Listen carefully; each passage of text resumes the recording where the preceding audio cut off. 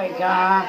இது திப்பிலி இலை, சளிக்கு நல்லது வைங்க. ஏன்னா அதுக்கு ஓமம் எல்லாம் இப்போ தான் ஃப்ரெஷ்ஷாக பறிச்சிக்கிட்டு வரேன்.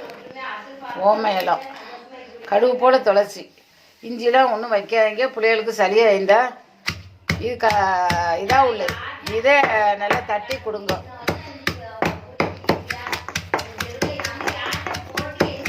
ஓமையில அடியே பேசாத. ஓமையில அப்படியே வீடியோ எடுத்துக்கிட்டீங்க.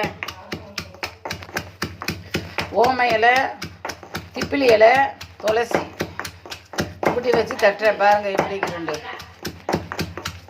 சொல்ல பேசுறீடி. TV video எடுத்துக்கிட்டீங்கிறேன்.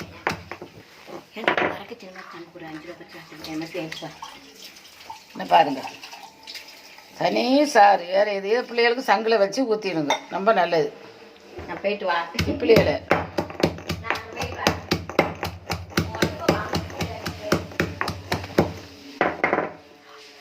ரொம்ப நல்லது. வாரத்தில் 2 நாள் கொடுங்க. திப்பிலி இலை கிடைக்காட்டால் திப்பிலி நீங்கள் கடையில் வாங்கிக்கோங்க. திப்பிலி காய், இது காய் கிடைக்கத்தானே செய்யும். அதை வச்சு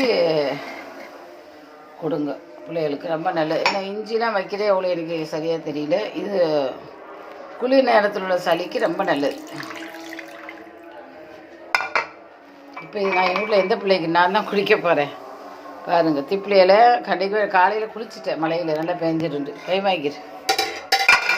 திப்பிலி இலை, ஓம இலை, துளசி மட்டும் வச்சுக்கிறேன்.